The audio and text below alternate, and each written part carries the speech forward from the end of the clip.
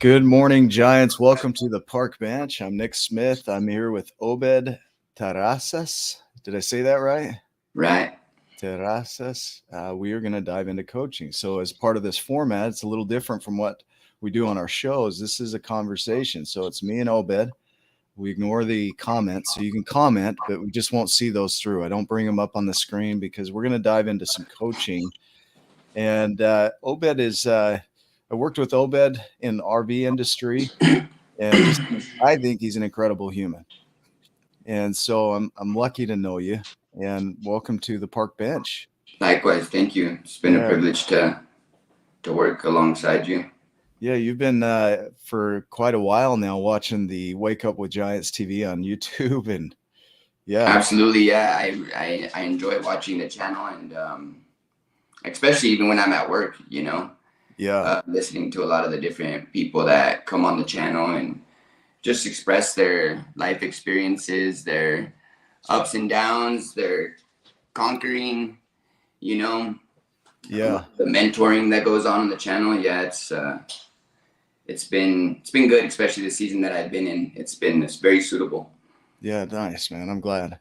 I when I started the park bench or the show, Ryan and I started that show about a year and a half ago. We've got over 100 episodes on there now. 300 videos. Like there's a ton of content in there. But when I was broke back in the day, I would interview people I thought were experts, and I would just get coaching from them. And I didn't have to pay for it because it came in the form of payment of a podcast. They'd come on my show and they'd coach for an hour, and then I got intuitions or inspirations from them, and I didn't have money to pay them. Like it's just a really nice way to go out and get the coaching that we all need if you don't have money. Like YouTube's full of it. It's powerful. Right. I don't know if it makes sense, but that's what I did. Yeah, no, I continue to do it. I go on YouTube for just about anything, and coaching is one Yeah. of them. Well, we want to dive into your world a little bit, and you be as open as you'd like. So the park bench is coaching. So we're gonna dive into you, and I would like you to create some foundation for those that are watching of your history. And if you can talk about some of the things you've experienced, and then we'll dive into what's present. Okay, yeah. So just for some context here is well, there's a whole lot of context, whole lot of chaos, but I grew up single mother, no father in the picture. Um, I guess you could say poor. I wouldn't say poor really because I felt I was happy. I find richness and more of happiness than money per se. But grew up with a single mother. I have siblings, two brothers, one sister. They grew up in Mexico, so I didn't grow up with them until later on in my life. But I think about 13, I started really hitting the streets a lot. Prior to that, I was a skateboarder, sponsored skater. Lived in Salt Lake City. Pretty normal kid growing up. Got into trouble a lot of just like mischief, normal stuff. But 13, I moved away and started getting into trouble around 13. Started smoking weed, just kind of the gateway drugs, as you would say. And later on, started using all sorts of different substances, and it's had a tremendous effect in my life today. In many ways, there's a lot of things, a lot of substances that I've per se just tried and experimented with for a season, and then they were no longer appealing, and others have been something that I've struggled with for a great portion of my life. And that brings context to my present because of where I'm at today. got sober, I made the decision to move away from the state in which I was in, which was New Mexico. Yeah. And I made the decision to move to Utah, which I was raised here for from 2 to 12, and then moved away to New Mexico.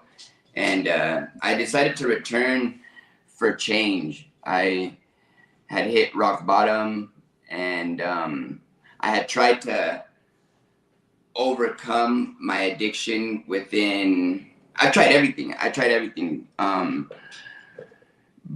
But I would only get it right for 6 months, 9 months tops within the things that I could manage to do, whether it be exercising, sports, whatever it was that I found to cope with. It would work for a while, and then I would find myself repeating the cycle again and finding myself abusing again.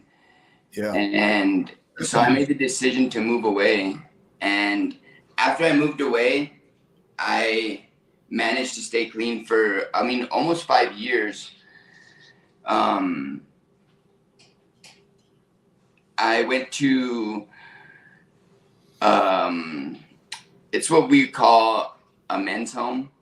Yeah. Victory Outreach provides this men's home. You could say it's a program. We don't call it a program. It's more like a spiritual boot camp. We would call it. And I was there for a year, and that really helped me to turn my life around. And after that, I stayed sober for about 4 years, almost 5. And I think being the season that I'm in, and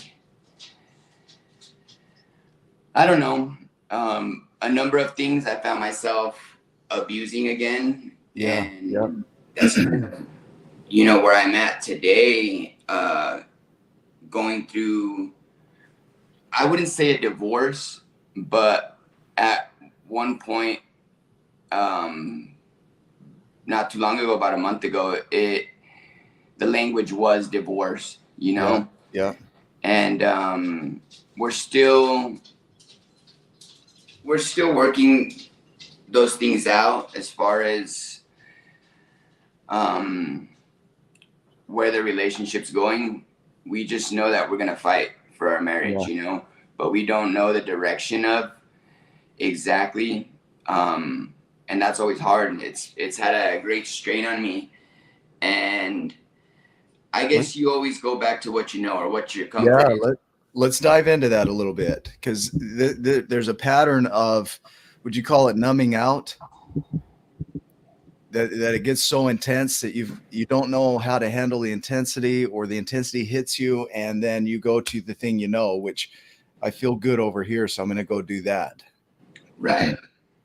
Is that accurate? Yeah. So I had been through similar situations, whether, not with the divorce or anything of that nature, but whatever bring trauma to my life in that season, where I was doing well, sober, and something occurred, whatever it was, and I thought I had built something that I could run to, whether it be the gym, a sport, or whatever other coping mechanism that I had put in place, and it would eventually fall apart. Yeah. And for those 4 or 5 years, there was hard times in between then too. But I managed to stay away from it, and I built a new coping mechanism. But I guess this one that's what I mean by some substances kind of just always it's the monkey on the back. Are you okay? Like, can we go back in time to, can you show your throat, or would you be okay? Oh, yeah, sure. That? Yeah. Can we talk about that for a minute? Because there's a line that ties into this as well. If you can let those that are watching kind of know why you have that there. And yeah, sure. So for those who may know the medical industry, this is a trachea, right? This is your trachea. It's the tracheotomy. So tracheotomy is in place anytime you're in a severe accident or an accident really. So I was 18 or 19, and I actually hung myself. I jumped over a balcony, and one of the girls that was at the party that night found me hanging. You know, she went to go use the restroom in the middle of the night, and she looked down the hallway and she seen a knot on the balcony poles, and obviously she thought it was odd, you know, so she went to go investigate, and she went to go look at the knot initially, and she said once she looked at the knot that she thought it was odd, and she looked over the balcony and there I was hanging. So according to the doctors, I was dead. I was pronounced dead upon arrival, and I don't know, you know, a miracle. I came to 3 days later after being in a coma. But again, substances were in the picture. You know, the night prior, I had been out partying, using numerous amounts of substances, all sorts of different things, mixing, and I think that really played a role in me making the decision, because I don't really remember being at a state where I was like miserable, you know, like I don't remember something traumatic going on in my life at that particular moment. So I think substances, you know, really altered my my thought. And so is it that's interesting, right? The idea that when there aren't substances in your body, you behave a certain way, but when there are, you behave another way. And I was sitting with a therapist, and she was a client, and she was talking about the ability of the brain to create multiple personalities for survival, and that it's amazing that it can do that. And then you get into the world of substances and you notice that that happens. Like, people will be different people when they're on drugs than they are without it. And you do things and say things and be things that you're not normally. And because of that chemical. Because so as you say that, and I hear this, and we'll pull this back into the present. Okay. Right. What I'm hearing in that is that the drug use creates a difference in you. It creates a different version of Obed that shows up, to the point that he would hang himself, that he would jump off a balcony. Right. Whereas normally Obed wouldn't even have that on his mind. And I've experienced you that way. I've experienced you where the drugs aren't present. And for those that may be watching here, is you're an incredible human. I could feel your heart, you know. And then you get into the drugs and it's like there's this impact in your world. You're aware of it. So you've got this battle going, and help me through this, because I'm just trying to help you here and help me here and understand that I'm actually hearing you. Does that make sense? Absolutely. So you go in and life gets hard and it's difficult, and you go to what you know, you do the drugs, and there's a shift. It shows up different in your relationship. When things get hard, you go to that, and then it creates more of an impact. And so it can be a challenge to overcome that. I think when you go 4 years and it's almost like willpower, wow, I lasted 4 years, versus creating yourself differently of the person that could go 4 years and longer. Like defining and describing yourself and stepping into the creation of Obed as not the one that can hang in for 4 years, but the one that is different. And from that reflects everything else in his life. Like, am I on course with what you're sharing here? Or is it? Yeah, no, absolutely. Okay. Especially so with it's almost like an alter ego, you know? Yeah. I've heard Beyonce say her alter ego is like Sasha Fierce or something. That's who really performs, right? Yeah. When she goes on stage.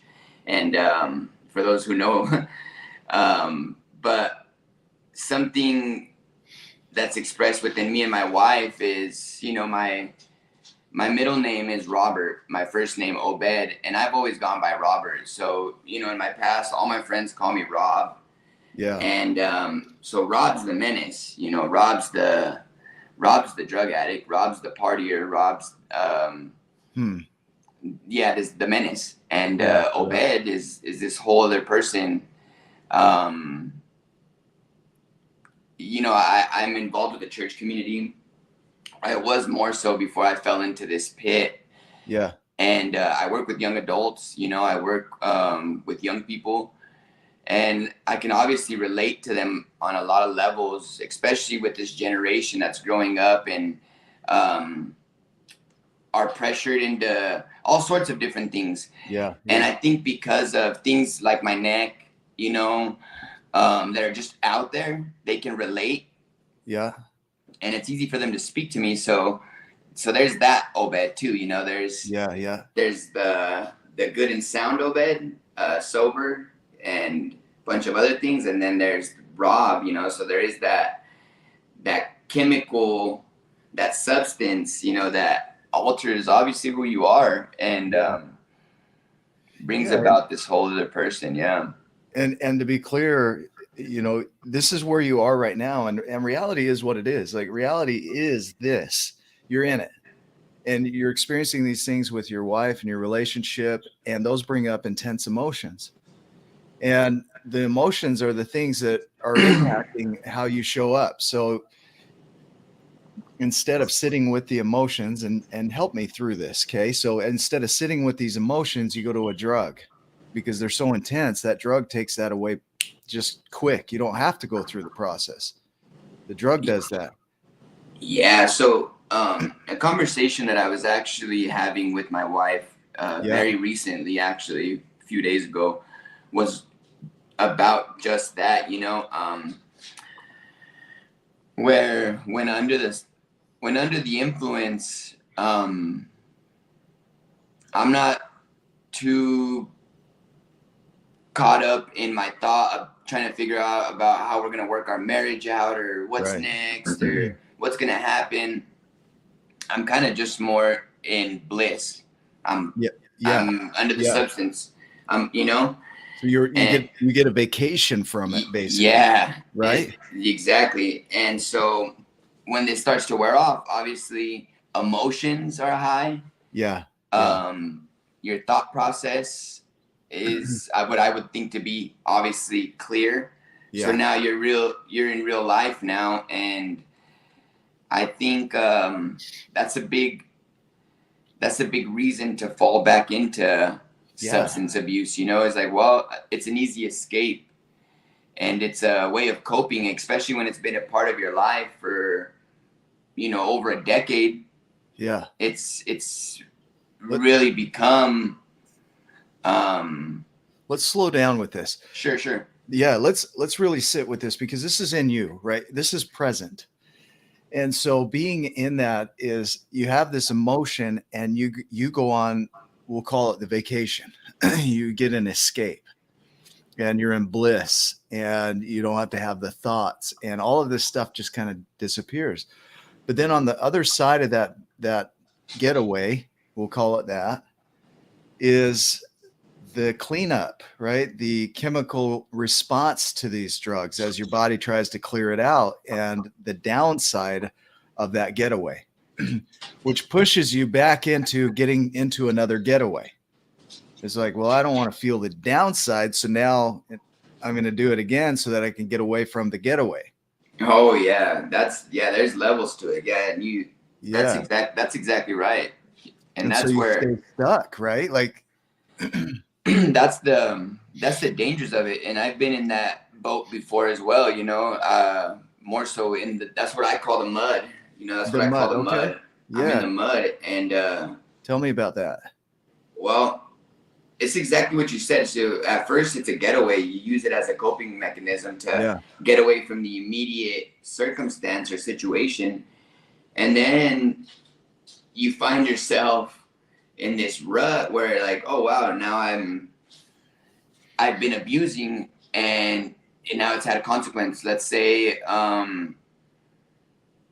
you know, your wife finds out or whoever Yeah, or whatever. yeah, Now there's consequence, yeah, and so now you're using to get away from the original getaway, yeah, yeah, and it becomes this vicious cycle. And when you find yourself in that cycle, which I really found a name for it, I call it the mud. Um, yeah, it's really important to have a support team. It's really important to have, people like you. Like I've had the opportunity to work alongside you, and pop in and ask, yeah, be coached and mentored, as well as a few other men within my life that I confide in. yeah. And it's really important to have that. But even so, you're your own person, and you have to ultimately make the decisions to put it in what I call 4-wheel drive. And you got to get out of the mud. Yeah, and here's like hang on to that, okay? Hang on to that. I Mhm. love the analogies and the metaphors that you're using to describe this because Obed, this could be whether it's drugs or food or spending or sex or anything else. There's this pleasure thing, this getaway that many of us have. Now, I love to have a beer, or last night I had an old fashioned, right? Sure. But for the experience and the fun, not a getaway, not an escape. And what happens is we get into our getaway, whatever that is, and then we go through this mud like you're describing, and then we put it in 4-wheel drive and we gun it and we rev it, and we're getting out of the mud for 3, 4, 5 years, and the engine blows and we run out of gas, right? Like it's like we push to get out of the mud, and we have this willpower and we spend it to get out of that thing. But there's a limit to willpower. Your engine blows, you run out of gas, you get back into the mud because you can only go so far before you're just exhausted because you've just been pushing so long. Does that land? Yeah. Oh, absolutely. And so that's the kind of um, figuring out how to maintain a lifestyle where you're Yeah, completely sober, like from here on out forever. yeah, I mean, that's the key. And I really commend anybody who has struggled with substance abuse of any sort that has managed to stay sober. I don't care, 1 day, two yeah, days, yep, 3 days, when they're in the thick of it. A year. I've listened to many documentaries and yep, studies or whatever, but they say most people can't ever go 9 months after suffering from substance abuse. They can't ever really go longer than 9 months. Like that's really unheard of, let yeah, alone 4 or 5 years. Or right, I've heard of people, that just never go back, or 23 years. right. That's finding that key and finding the formula for that is, I believe, what I'm in search of. Yeah, yeah. Let's play around with this. I picture somebody stretching a rubber band, and somebody stretches it. One guy gets up and he stretches it. He's like, I stretched it this far. We'll call that a year. I stretched it a year, right? And then Right. another guy pulls it and he's like, I did it like 10 years. And I don't want to be insensitive around this, so you help me through this, okay? Sure. Another guy's 23 years. And it's this stretch from this point called addiction. And they stretch out. And the hope is that that rubber band doesn't break and you go back to the beginning, or snap back and you start over and you pull again as far as you can go. The idea and the vision here is to recreate yourself so that there is no rubber band. There's nothing to pull you back. Yeah. And so if we were to really sit with this as a possibility, and that's all this is, I'm not saying that I'm an addiction specialist. It's not what I do. But Right. when it comes to human behavior, there are some things that are common within us. And it doesn't matter if it's drugs or anything else. There are some things that we go to numb out because things are so intense. So we go to our numbing out, our getaway, and then we try to get away from our getaway because there's some cleanup to do around that getaway. I know people that are in deep, deep debt, and that was their getaway.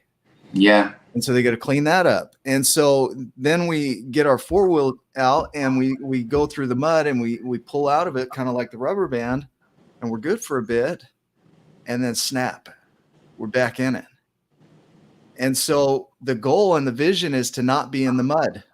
The goal and the vision is to not even have to get the 4-wheel out, the 4x4 out. The goal is to find another path. You're on the freeway. And that would it's not a requirement. There's no have to do in this life. A person could truly go through this life and just do what they do. But there's a creation that occurs within you there's Rob. There's this version of you called Rob. There's a version of you called Obed. Right. And with the way the brain works, the way I understand it, and somebody on here might have some different understandings around it that might help as well. But when you have a neural pathway and your body creates that pathway and it has that chemical response, whether it's drugs or anything else, it creates a pathway for that to receive it. And with drugs, it creates that really fast. You can have a dependency on drugs pretty quick, and you can get into addiction on drugs pretty quick. And so you've got this pathway that you built that goes right through the mud pit. Right. So you have a neural connection that it would be easy for you to fire that neural connection and it will go through the mud pit. Now, the other way to create this is to create a new pathway, a new road around the mud pit. So we're not going through there anymore, which requires practice. So as you get into rebuilding this road, you're going to do it again and again. The old path is still there. There might be a time you catch a tire and boom, you're in the mud pit. Does that make sense? Yeah. So as you're working toward the new creation, and it is a daily creation until the time that it's not, because your body will start to take over and automate it so that becomes automatic. But it does take time. They say it takes anywhere from, I think, 18 days up to 270 days to create a new habit, depending on the type of habit that it is. And so consistency is key. And so if you fall back in any form, then you start over and you keep building that network, that road. What do you hear in that? Yeah. So for me, what I hear in that is, well, all I'm thinking is that, how I managed to experience sobriety for 4.5 years, let's say. Yeah. I had created a new way of living, working within my church that gave me a lot of purpose. I went off to Bible college. Okay. And I was there for a year and experienced that, and that was great. And so, yeah, I kind of recreated myself, and that means friends, old contacts are out, new contacts are in. So association was different. So that's building that freeway, building that freeway. But even so, even after doing all that, it took I'm not going to blame circumstance or situation. No, it was just a decision. I just made a decision. Hey, you know what? I'm going to use. And knowing, mentally that like you're talking about the neural pathway, right? Yeah. I know that down that path, there's going to be a sense of relief. I'm going to forget. I'm going to be numb. So it was easy, or it is easy, or it can be to take that path. And that path, like you're saying, it doesn't go away. This is the paradox of it, is you'll build the highway and that old path is still there. Yeah, that road still remains. Yeah, and people think, well, if I build the highway, that will go away. That won't even be an issue because that road is gone. No, that road is still there. And you could easily go down that path.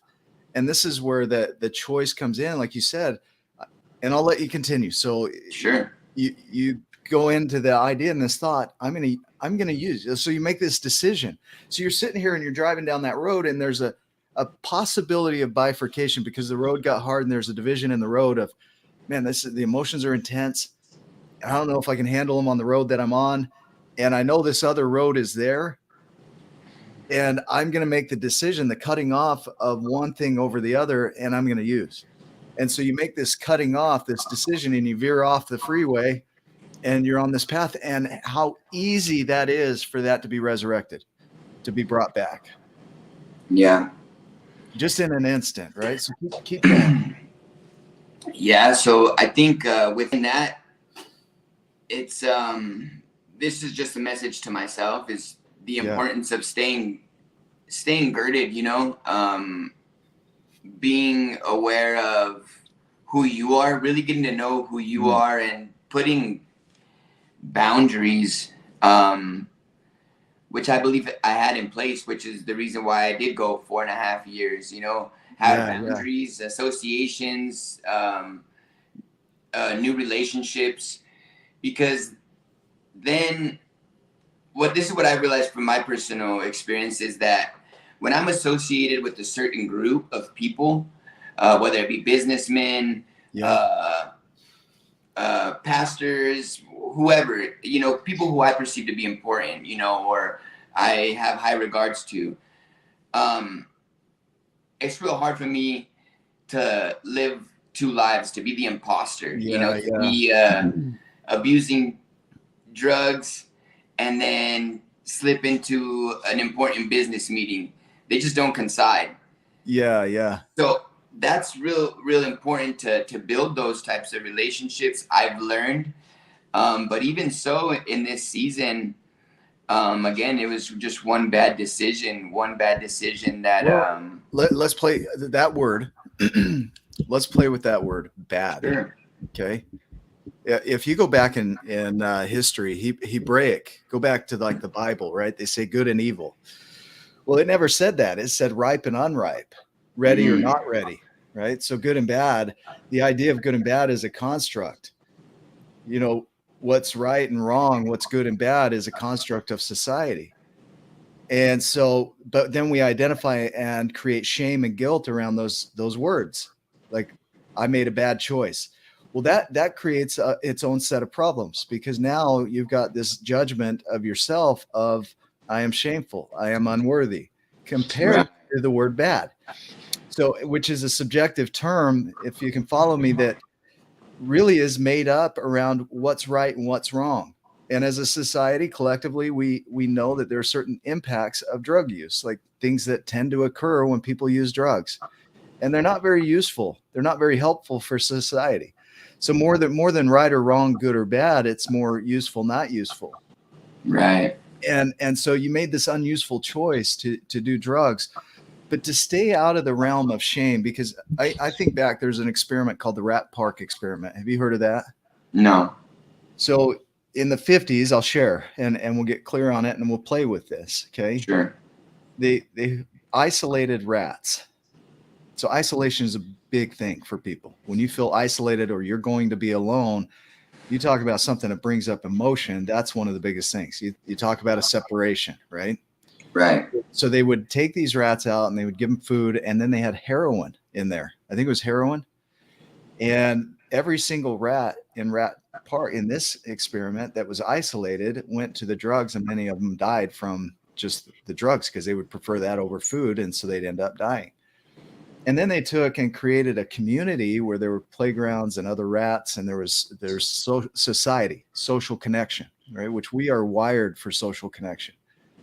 And there was heroin there too, and not a single rat went to the heroin. And Hmm. and so, and I believe the experiment was that they got them addicted first to the heroin, then put them in Rat Park. I'll have to look into that and see. But the idea there is that, and that's rats. I'm not, humans have similar behaviors, but we're not rats. But the idea of social connection, and having something, a purpose, like you talk about, a purpose that I'm creating and envisioning myself into, and something that keeps me grounded here on this earth is something that allows me to start creating myself to be the person that can create that purpose. And when there's isolation or the thought of isolation, and Obed is alone and Rob's hanging out with them, Rob's saying, hey man, Hmm. remember when we used to do this? And Obed and Rob are hanging out on the couch, and there's nobody else around. And there's this possibility that that's going to be the future. Rob's like, hey, brother, like, this is what we know. Let's do this. And Obed's like, I don't want to, but Rob is convincing. Rob is like the dude that could talk you into anything. And so he comes out and he says, man, you don't deserve to feel like this, Obed. And then all of a sudden, here you are, and you're like, wow, that feels really good. I mean, we wouldn't do it if it didn't feel good. It feels good. If we Right. did drugs and we're like dying, we probably wouldn't do it. But there's this feeling good that we get, and then there's all the stuff on the other side of it. And what comes up as you hear that? What comes up?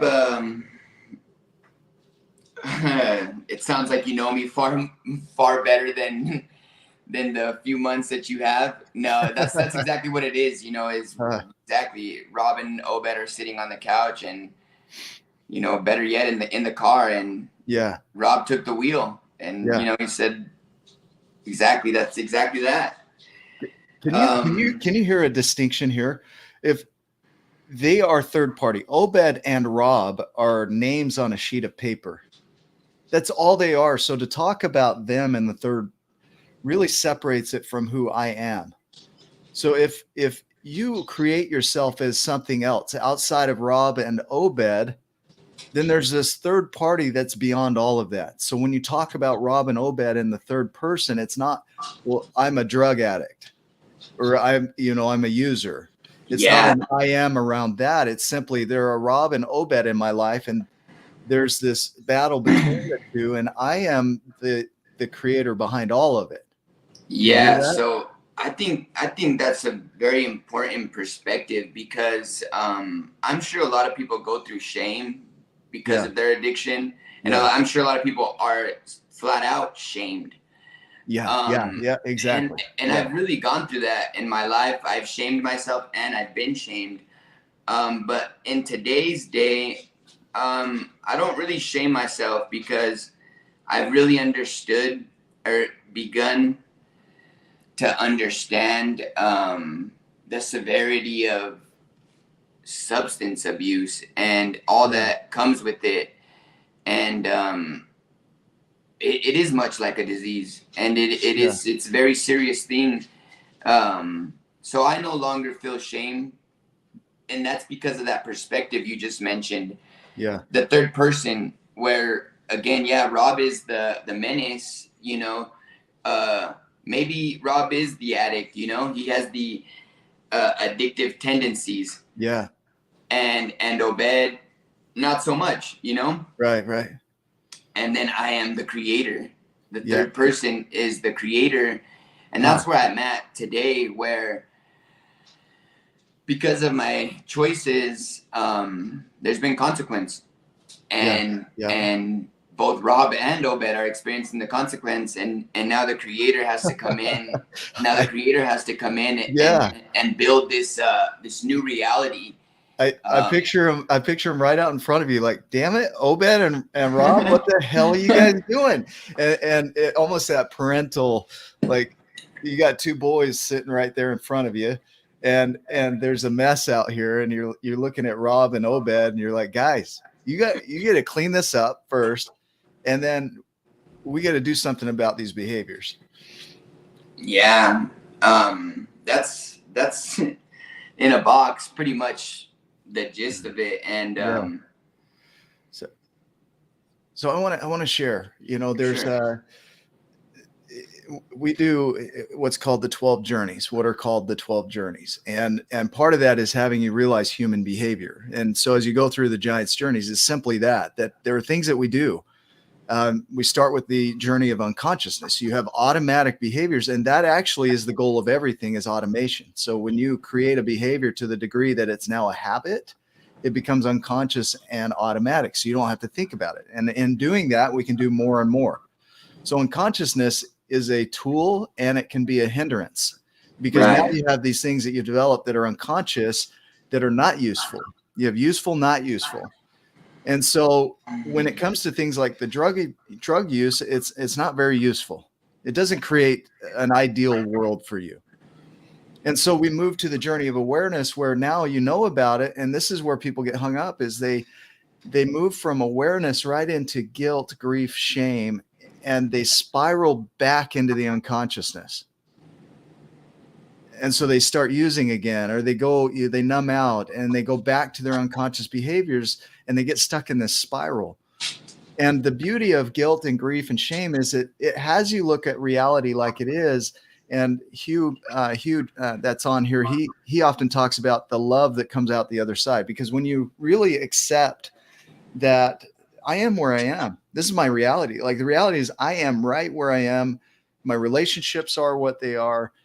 Acceptance is simply recognizing that it is what it is. So that's the journey of acceptance. So you come through grief and you move into acceptance. Now you're getting somewhere, because it's not only is it okay, I'm starting to have some love for the experience rather than numbing out and going back to the unconscious. So you following me? Yeah. Yeah. And then you have gratitude that comes after that, the journey of gratitude. And then it's like, now what? The unknown, the uncertainty. So you go through this process of waking up and accepting it and having gratitude for the experience, and you still have work to do. And it's like, well, now what? And this is where, when people don't have a vision, there's no hope, there's no point, there's no purpose. And so in that, there can be its own set of depressive circumstances that lead them right back to unconscious behaviors. So they come through that whole process and they get to that unknown purpose behind it, and they just go back. Does that make sense? Yeah. And absolutely. I've experienced it. So yeah, it makes sense. Very much so. And I think that's one of the hard things, one of the hard things to do is to find purpose. One of the hard things to do is to, when you're in the mud, or when you've arrived once again, or whatever, it's hard to, Obed, let me have you hear yourself. Let me have you hear this. It's hard. Yeah. It's hard to find a purpose. I'm gonna share some things right here. Maybe it's not hard. That hard is a description that it is that, and so you go at it from that. So energetically, you become the person that's hard. So I'm going to show up as though that's hard, and you're creating it. You're speaking it into the world. That's hard, and we have this ability to perceive the world however we want to perceive it. So if I think it's hard, it's going to be hard. You'll see people doing easy tasks, and for one person, it's easy. And again, easy is a definition, just like hard is. And one gets to define, this is easy, this is hard. Is it? Or is it just an event? And then also on top of that is finding a purpose. Everything I've learned about purpose is it's not found, it's created, it's made up. And you don't just have one, you have myriad, you have millions of them. And you can make up as many as you want. Purpose comes from the word Latin. It's a Latin word. It means pausar, to pause. And it's a place you move forward to rest. Because once you get there, then you create another place to move forward to rest. And so it's like picking a place to go on vacation. You get out your Google and you find a place you want to go to, and you pick it as your place. I'm going to go there and relax. And that becomes your purpose, because now you're moving toward it. And it wasn't that you found it, all of a sudden it fell in your lap and you got lucky. I got intentionally on Google and I created a place I wanted to go to that I'm going to go relax in. And then when I get there, I'm going to come back, and then I'm going to do that again in some other form. So there's a couple of words that just a slight shift in these. It's like taking your head, and somebody shared this with me the other day. It's Mike Garrick. He said, you take your head and you twist it just a hair, and your perspective changes, and you've got another view on life, rather than having to do a full 180, right? Or moving in another direction. It's simply, let's adjust your head slightly. Maybe it's not hard, but the words that you use come from the perceptions and the predictions that you're having, which creates your world. You start acting into that as though it's a truth. Can you hear me? Yeah. And I've also had some experiences with that where, the Nike sign, just do it. Yeah. And that comes a lot with that perspective of, it doesn't have to be hard. You can very much, I've been there where I just say, hey, the other morning I woke up and immediately it was a negative thought. Immediately. Yeah. Okay. Immediately it was, who are you? You're not even being a father to to your Yeah. children. Wow. And I thought that, man, that was heavy and it hurt. Yeah. Because of the circumstance situation that I'm in right now. And I woke up and that made me get up out of bed, and I got out of bed and I looked at, my apartment and I started walking. I love plants. If you could look around here, this little area has a bunch of plants everywhere. Yeah. And after that thought of you're not even being a father is like, you're nobody. You're a scum. You're deadbeat, right? Yeah. Yeah. And I started looking around me and everything that I've created in these 4.5 years and how far I've come from. I was homeless at one point. Right before those 4.5 seasons, my addiction had led me to homelessness, sleeping on the rooftop of a Starbucks. Yeah. So in those 4.5 years, I recreated myself and a whole new environment. So I started to look around and I told myself, no, you're not a nobody. You're not a nobody. Yeah. Look what you've created. You've made some bad decisions, but you have the opportunity to recreate what you're seeing right now and even more. But it's about perspective. It's about having that ability to perceive things in a better way. There, Alice in Wonderland, there's a quote in there. It says, if you don't know where you're going, any path will do. Any path will do. And so if you had to wing this and you're coming out of addiction or use, right, and there's nowhere to go, then you're going to wing it. And a lot of times you'll go back to your old behaviors, which doesn't define anything about who I am beyond the name Obed or Rob, right? It's just simply what's occurring in the world. So you can re-engage at any point. You can just keep re-engaging until it's not as difficult as it used to be. But the vision, the purpose that you create is one of those things that anchors you in so that as you're going through the uncertainty and the difficult challenge of figuring out what's my next step and creating yourself in the morning, like you are giving the formula for those that are watching, the formula for recreating yourself in the morning. You wake up with an emotion and energy that says, I am this, I'm terrible, I'm a horrible human being. You're not even showing up for your kids. You wake up with that thought. Like there was no control over that. It just showed up.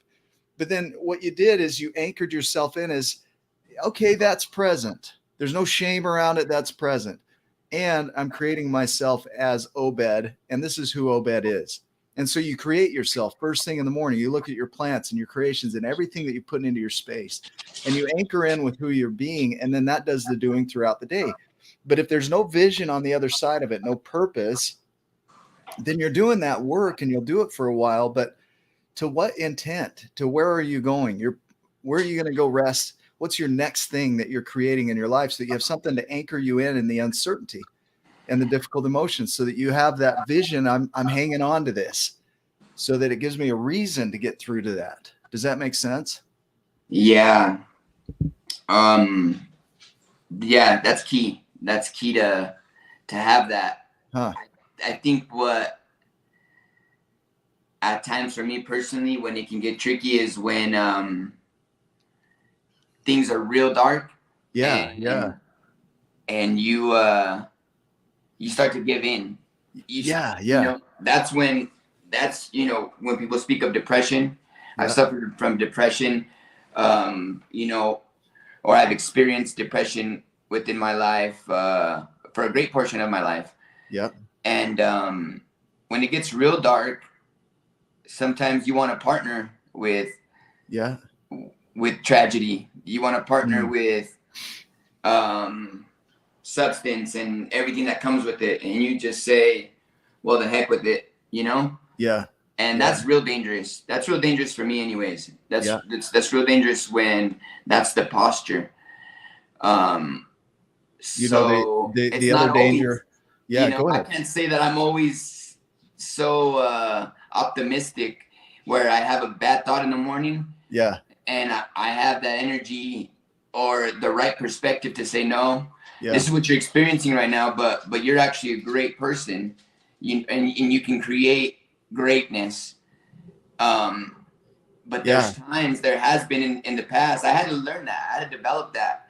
There's been times in my past where I wake up in the morning and you're a terrible person, and I partner with it. Yeah, you are. Let's go let's get our minds off of that. Yeah. and then you create, now you're in the mud, but you're digging a hole in the mud, making there's also a hamburger patties, version. mud patties. Yeah. There's a version too of Rob saying all the right words, right? So this is something to be aware of, as well as the ego is very intelligent. Like, it can take what we've talked about and mask in such a way. It's like, I'm not going to do that work, but I'm going to say that I'm doing that work. I'm going to put on this mask out here that I'm doing the work. And so everybody out here has this experience of you, and it's kind of a false trust that you're doing the work, but then inside you're not committed to it. So who you're being on the inside is what really shows up, because you make all these promises and commitments out here, but what shows up is the internal you that can't hide that. The mask Right. is there, but everybody's like, dude, you dumbass, you got a mask on, but we all know it's you, right? So you're out in chaos, and you're not doing the inner work, and it really comes back to, yeah, you're going to have mornings, and having grace for that you wake up and you're in it, and you partner with that downside, that non-useful thinking, non-useful talk, and you partner with that. And then when you wake up to that, oh man, I did that, you re-engage with the new creation and the vision that you have. So yeah, I did that, but there's no shame or guilt in it. It's just simply, that's what I did. And it allows room for you to move out of it. Because if you get tied up to your identity, that that's who I am, and I'm garbage and I'm terrible, then it's easy to go down the path that's already carved of drug use. But if you can give yourself some grace around the idea that you showed up in a shitty mood, right? You came into the morning, into the world basically, with a thought that was really heavy, and there's no shame around it. Yeah, I did that. There's an acceptance, an ownership of it, a truth of, I did that. That's how I woke up. And then to re-engage with, who do I desire to create myself as? Who would I like to show up in the world today? More than what you do, because the doing will come naturally from who you're being. So when you create yourself first thing, and you come out of that space of a negative thought, and maybe you're in it for a bit, maybe you're in it for a week or a month, and you're in that negative space. But the moment you wake up, all right, I was there. That time's lost. It is what it is. And that's a powerful statement. It is what it is. Now what? This is where you can start to recreate yourself. If you're unconscious, there's nothing to do in unconsciousness. Can you hear that? Absolutely. And that's one of the things that I've been developing over my life is today I'm still spiraling. I found myself in a circumstance where I spiraled, Yeah. And unfortunately, this time I spiraled far greater than I can afford, Yeah. Okay. But as time's gone on, I've learned to spiral less and less each time I had an episode. Yeah. Not to waste time, not to be idle in the thought of I'm terrible, I'm trash. Yeah. Not to lose myself in that. We were talking about survival mode, being in survival mode, or in that position where you're telling yourself these things, where you create depression, or depression manifests itself, Yeah. You can be lost in that for the rest of your life, really. You could be. Yeah. So learning to partner with it and work with the remnants is key. I did do that. I am experiencing this because of my decisions. Yeah. I think, like you are saying, is been key for me. It's one of those things that took time to develop, even that. Yeah. To say, hey, you did do that. Yeah. This is how you feel because of it. Yeah. Terrible, or whatever. Yeah. And that becomes the fuel. It has for me. It's become the fuel to stay away from certain circumstances and situations, such as. So in this season, that I'm in, it's a very peculiar, it's a very different season, although it's all tied to substance abuse. Yeah. But it's different all within itself because the circumstances and the stakes are higher. The circumstance different because of my marriage. Before I was by myself, single, and abusing. Yeah. And it always had a consequence, but it's never been this great. And so now I'm experiencing this traumatic season. And so in the future, I'm sure the desire will continue to arise where I want to use, or a circumstance in my life will be difficult again.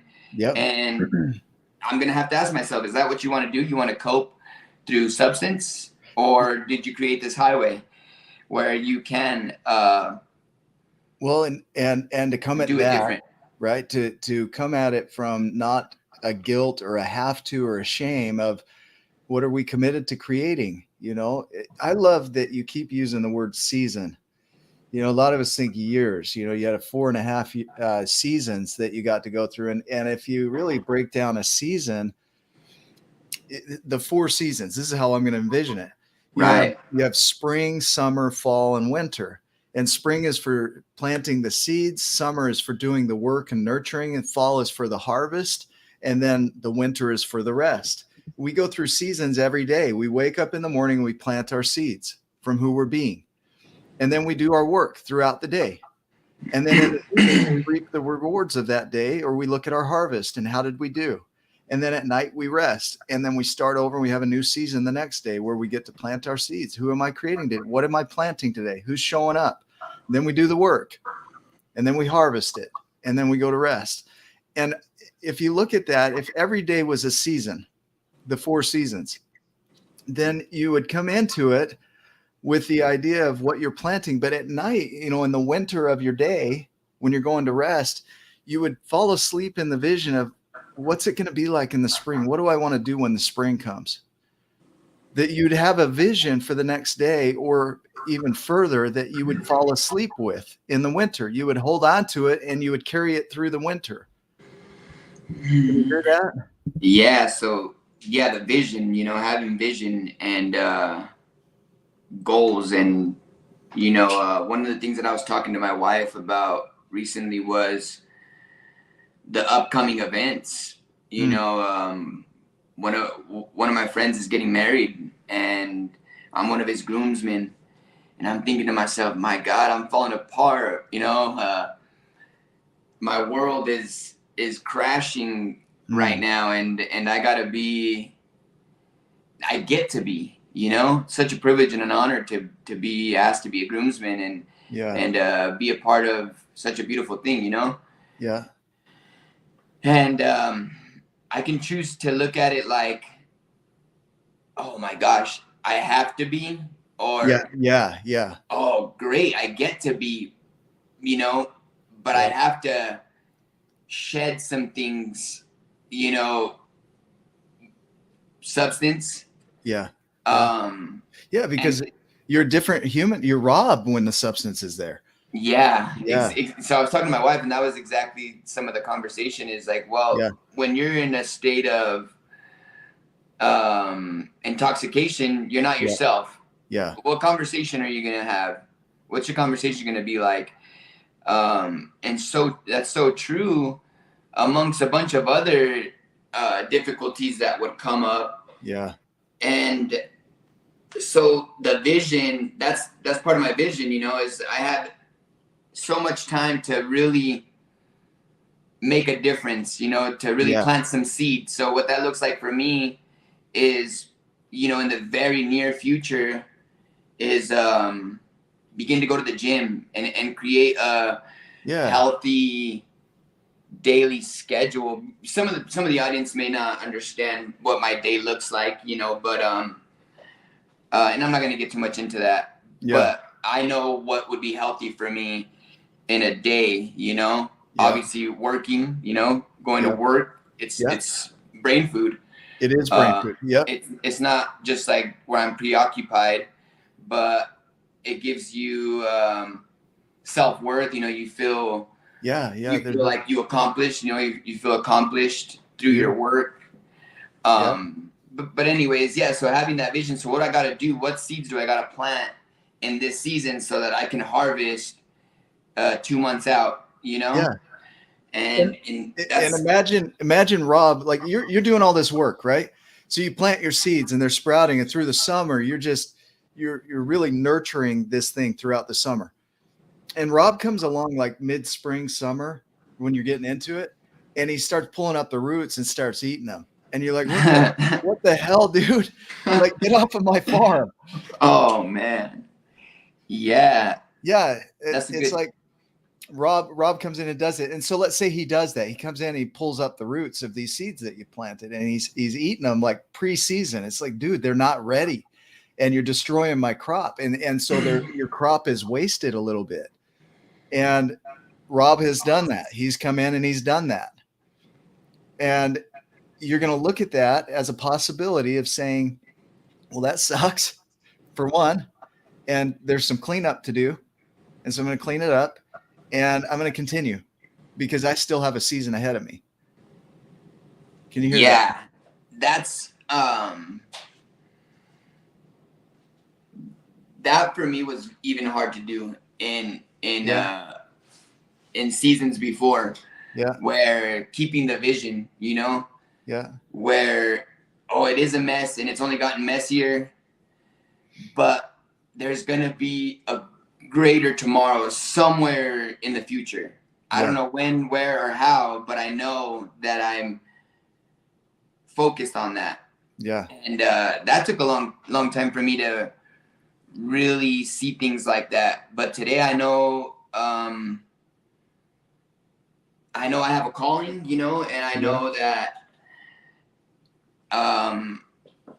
I find a lot of purpose in giving back to young people, to the community, you know, that I work with within the church, but just anywhere I go.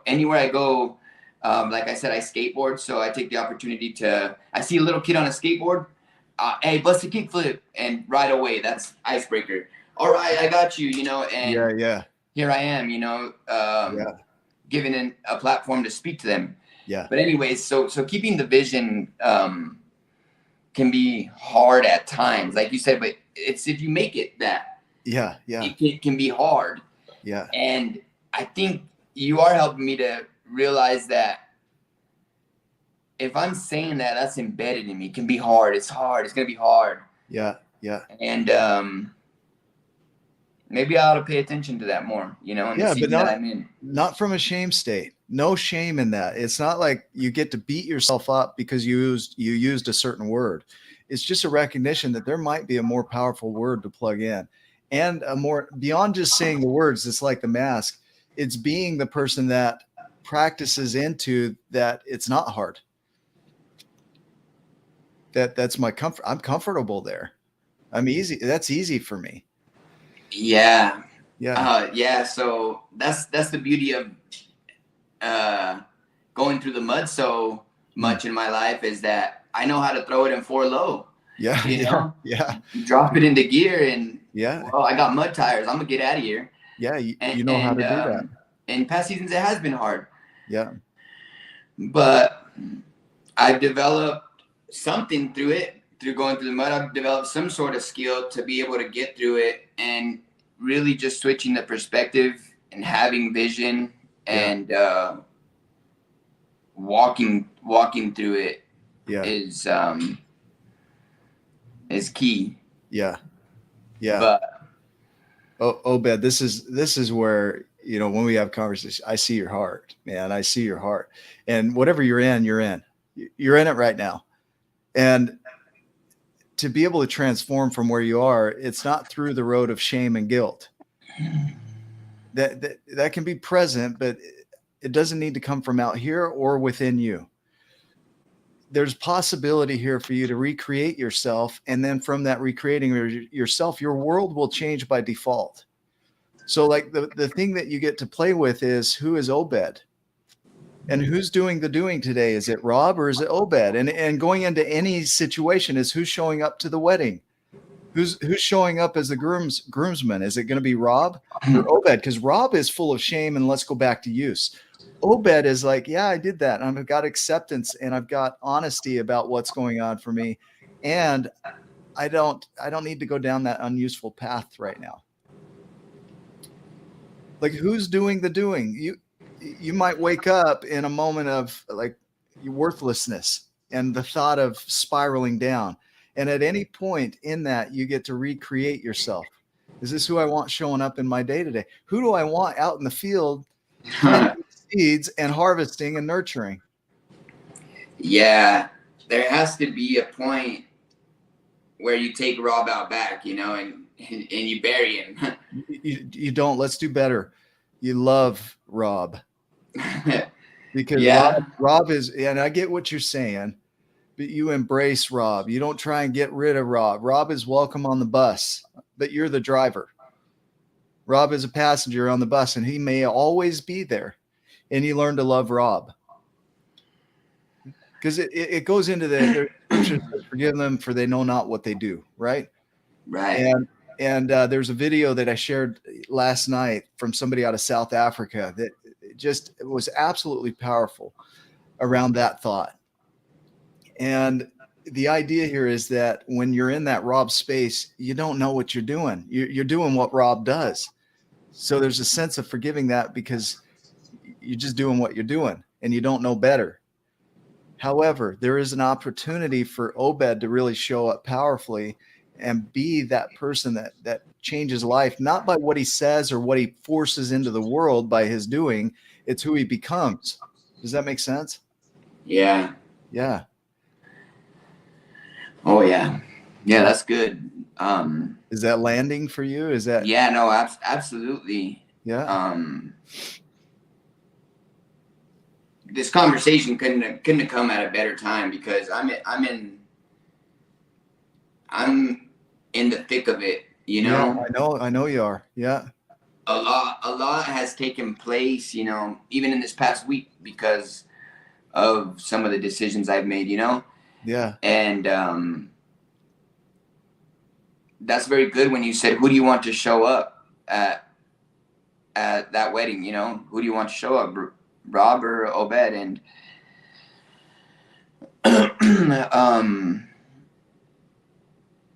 Yeah. It's something that you really have to stand up for yourself. And anyone who has suffered from substance abuse will understand that you always are in control.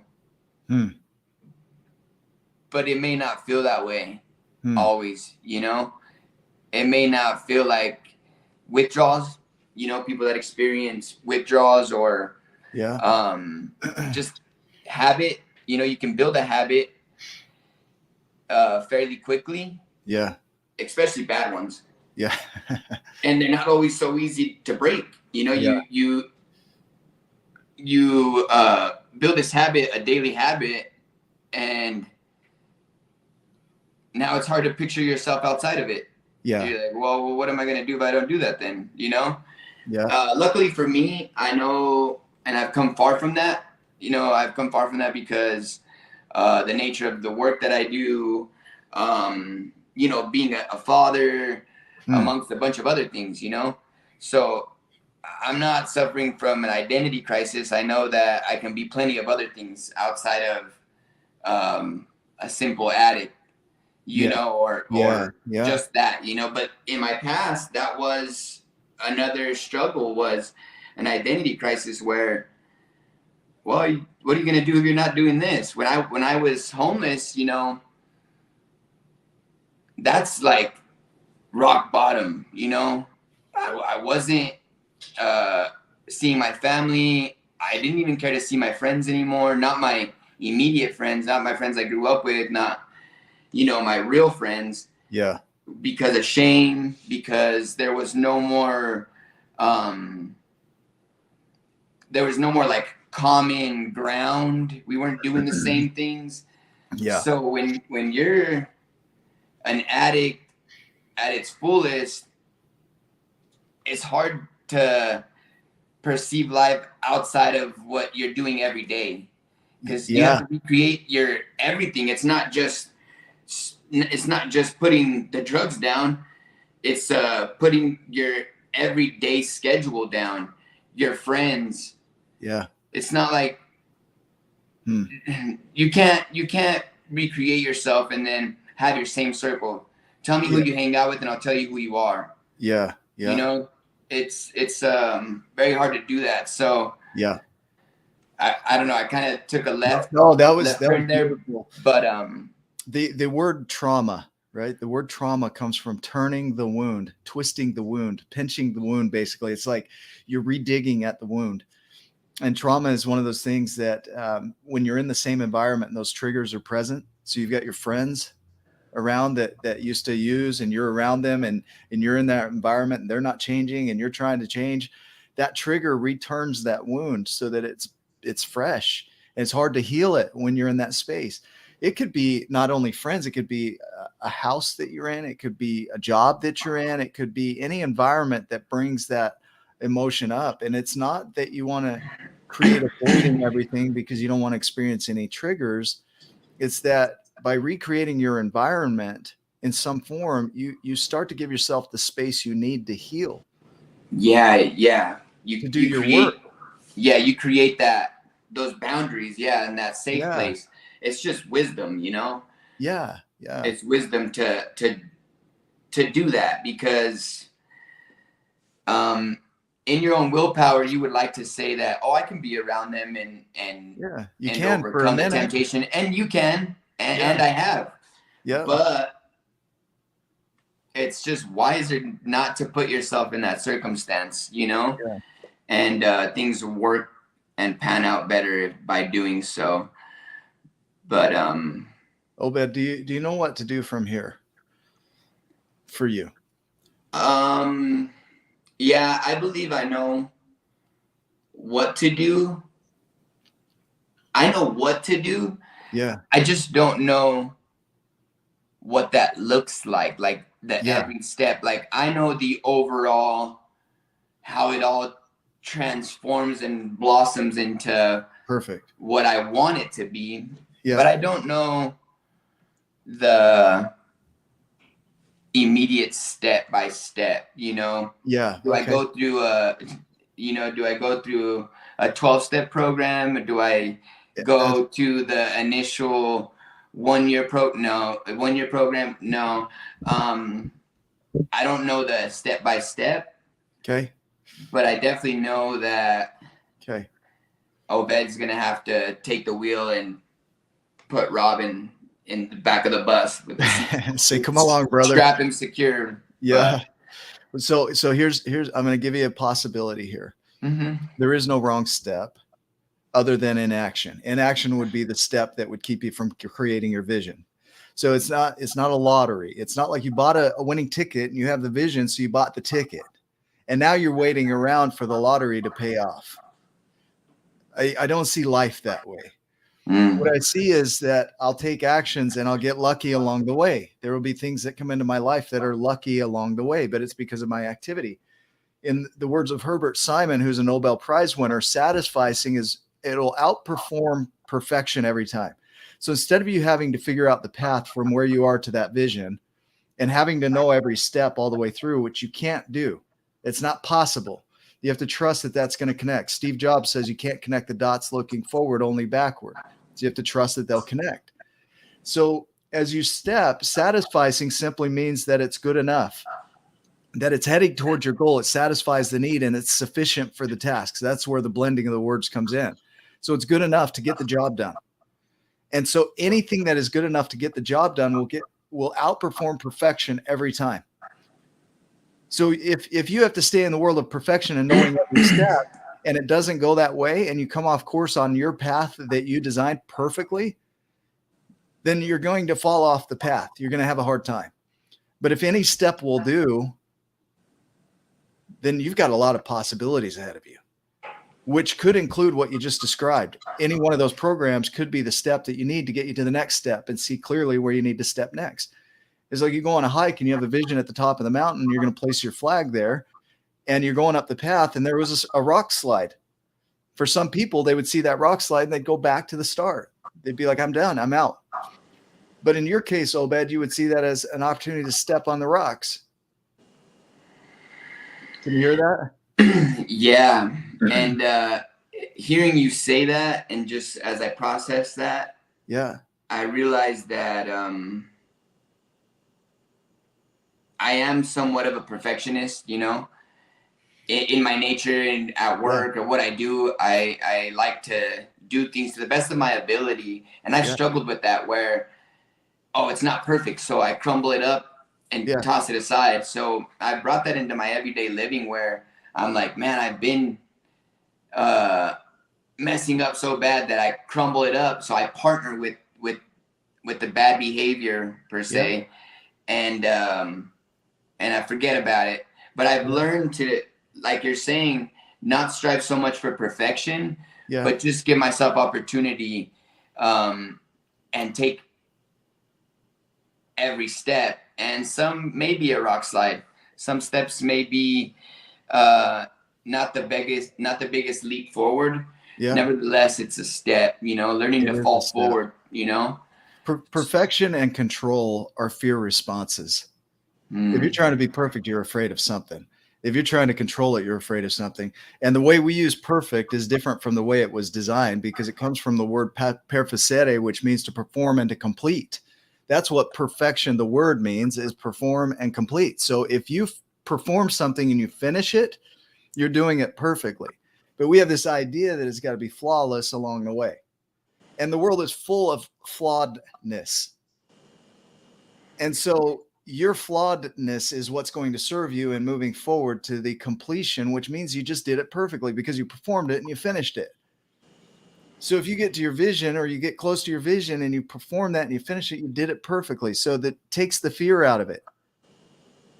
Because the fear is what's holding you back. Because if I don't do it perfectly, flawlessly, quote unquote, then it might be judged, and it's going to be judged by me for sure. So I'm going to crumple it up and throw it out because I didn't do it to my standards or my ideals. And then I feel depressed.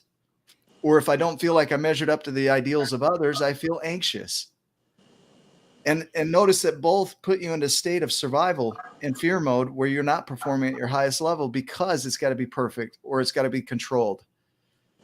So letting go of that allows you some room to be a little messy as you step into your journey.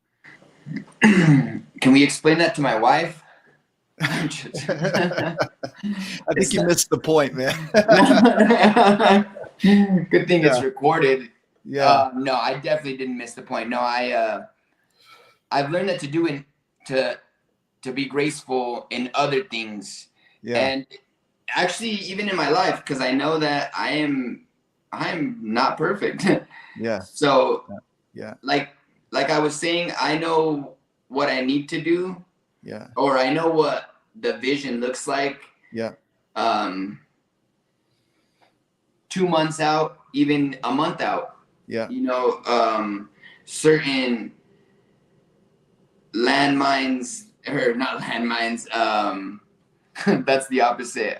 Certain landmarks that I gotta hit along the way. Landmines and landmarks. I love it, man. Which one are you putting down? So I know goals that I gotta hit along the way. Yeah. And if I start to hit these,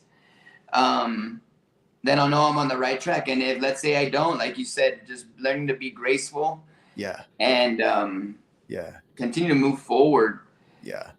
Because I'm sure, as I spoke to you at work on a few occasions, man, there were some days where I was weary, you know? Yeah. I was weary. Yeah. I was stretched out thin. Yeah. And that's when a lot of the conversation about divorce was, you know, with that being so thick in the air, like, yeah, this is it, you know, picturing a whole new life. What is that going to look like? That brought a lot of fear and anxiety. And then, you know, you still got to perform at work and your everyday life. And, you know, so after just a short few weeks after things didn't get too much better, but I learned to partner with it and just say, hey, you got to move forward, you know, and make the best of it, be content, you know. So that's good too. I look back and realize that it's not as far as I was perceiving it to be in the immediate moment. Yeah. No, you have not lost time. and you're exactly where you need to be. And so there's an opportunity here to just start where you are. You are where you are. So start from there. Okay. I don't need you to go back in time. You are where you are. Let's start from there. Give yourself some grace around what occurred, but re-engage with who you're creating yourself as. And any step will do at this point. Any step will do, because it'll open your eyes to the next step. And so if that's a 1-year program, then go take the action that would put you in that program. Go commit to it. If it's a 12-step program, then go commit to being in that program, because it's a step. It gets you moving towards your vision, which is beyond all of this. And hang on to that vision the whole time, because that anchors you in. When you go to bed with that vision. When you wake up in the morning, recreate yourself around that vision, and then start planting the seeds of the day and nurturing those through the day. And at night, when you're exhausted, you're harvesting, and you've harvested and you're going to rest, go to sleep with your vision. Right? Can you hear that? Yeah. Yeah. Yeah. I love the sounds of like, and ah. And it's like, these things are like, if we're eating food, there's a satiation that comes from those, a satisfaction that comes from things that really land for us and connect for us. And so to hear that from you tells me, and I hear it for me, is that it's landing for you. You're hearing things for you that can really impact your life. And now you get to play. So after this conversation, you get to really sit and create yourself and create your vision and get clear on your vision. The steps are unclear. The vision is not, but the possibilities around how you get there are everywhere. There is no limit to the possibilities for you getting to that vision. But if Rob comes in and he's the one running the show, then Rob can really fuck things up. Okay? Right. And so really determine who's going to be playing today and step into that. And so as we wrap up, because we're about an hour and 20 minutes in, as we wrap up, it felt like 15 minutes. Sure did.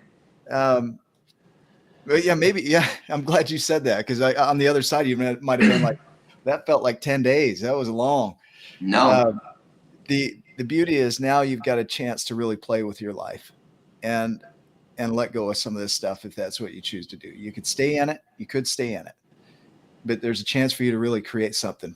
And so is there anything else you want to share that maybe you felt like you should have shared or could have shared?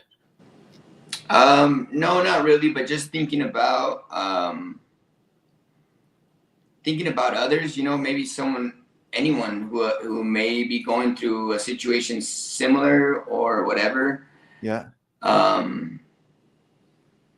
It's just to always think about others, because that's been a big piece of encouragement for me, is being able to stay in my marriage, or whatever the circumstance situation is, but sticking it out, so that you can edify someone else and encourage someone else through your circumstance and situation, and tell them, hey, I've been through that, and let me tell you what it looked like for me. I'm not going to tell you what's going to work for you, but I can tell you my experience and see what you can draw from that. And for me, I would, one of my thoughts initially is that I would rather tell the story of, this is how I pulled through a near divorce, rather than, let me tell you about my divorce. Yeah. Because they both will serve someone. They really will. Yeah. But I want my story to be the one where I can tell someone else, a young adult, this is how I pulled through and made my marriage work. Even though right now for you, it may seem like it's not going to, but it'll work if you work it, Yeah, I love it. And allowing it to just play out the way it plays out, with your vision in mind, to predict it, to call the shots, work toward that. And even if it didn't, to have grace and love for that, for the experience, because you are becoming powerful. If that was your definition, and let's say that the marriage didn't work and you were defined by that, then it would make sense that you'd probably go back to some old behaviors of really hiding, getting to the getaway. Yeah. And so it would crush you. Yeah. And so the possibility and the potential and the probability go through the roof when you start working toward it. It goes from a possibility to a probability. And then there's a certain point, it's a certainty. Like it's my marriage is saved, but it all comes from the activity. And that activity comes from who you're being. And so if you work on yourself and create yourself first, everything else follows in line. You start predicting your visions and you start stepping into those, and they become probabilities. And at some point they become certainties. It's inevitable, right? Absolutely. And so nothing happens from inactivity. So it's up to you to really create yourself and then act from there. And so, man, I feel honored, Obed, to say this, that you shared the way you did. I know it served our community. If you get a chance on YouTube, this will be on YouTube for you. You can go back and watch it, and you'll hear some things that you didn't hear before, and you'll see some of the comments there. I'll try and find a way to get you the comments because I don't know what they are here. Sure. But there's additional learning that will come from the comments and support that will come from the comments.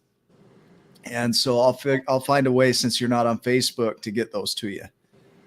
Awesome. Does that work? Yeah. Yeah. Okay. Is there anything else today that I can serve you with? No, I just want to thank you too. Thank you for your commitment to coaching and even this channel, man. I really appreciate you. And I was very encouraged to find out that you do such a thing, when I was working with you. And it served me even at work, in one of the most difficult seasons of my life. So I just, give you thanks. Thank you for the opportunity and for having me. I receive that. I've been practicing receiving things like that more. It's I appreciate that. No, absolutely. In the past, I'd spin it around and be like, no, thank you, man. I'll push it back. But that's a practice too, is it closes the loop on giving and receiving. And part of my practice is receiving. And so thank you. Thank you. Good. All right. Well, thank you so much for having me. You're welcome. For those that are watching, if you're curious about the park bench, message me, DM me, and I'll get you a link and tell you about that. It's free coaching. It is live broadcast, which is a little different. So I do coaching where it's not live broadcast, where it's private, and we can do that too. But the conversation is really this. Obed, you could have been any other person and we'd have a similar experience, I mean, if we were to predict the outcome of this conversation at the very beginning, it would have been impossible to predict it, that it would have gone the way that it did. It just goes the way it goes. And that's a model for your life as you're moving forward, is stop trying to predict the path. Just get into action, satisfy it, hold the vision, and keep working toward that vision, because the path will appear. Does that make sense? Yeah, absolutely. Okay. Love you, brother. I appreciate you, man. Likewise. Thank you so much. Thank you. Take care. Have a great day.